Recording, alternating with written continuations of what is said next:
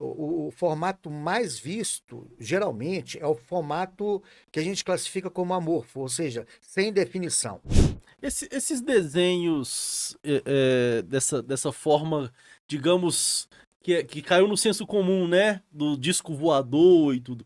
Esse desenho, ele tem uma base mesmo de É alguma empírica, né? observação, é uma base empírica, ou foi alguém que criou lá nos primórdios e veio perpetuando?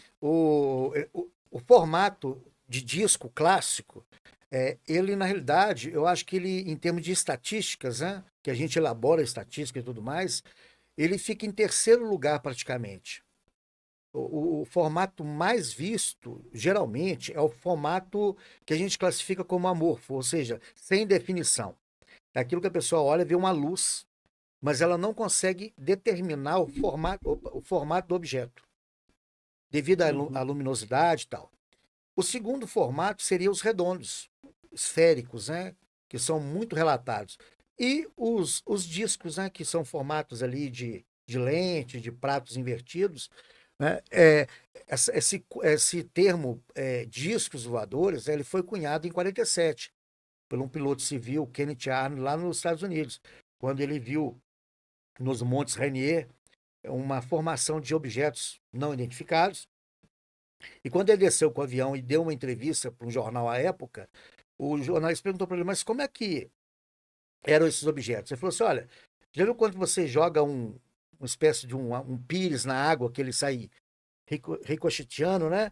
É o mesmo movimento. Aí criou essa expressão, pratos, discos, né? Então partiu daí essa criação jornalística do termo disco voador. Mas é sim, é um formato que tem como é que fala? Na estatística tem uma porcentagem boa, mas a maioria são objetos que não têm uma definição. Por quê? Geralmente tem objetos que a pessoa vê só as luzes, ela não vê o formato do objeto.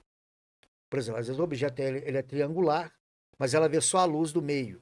Então ela fala, eu vi um objeto redondo, mas o objeto não era redondo. Tanto é que nós temos formulários técnicos que a gente pergunta, né, como é que estava a noite? Tinha lua, tinha estrelas, porque isso facilita da pessoa conseguir determinar o formato do objeto.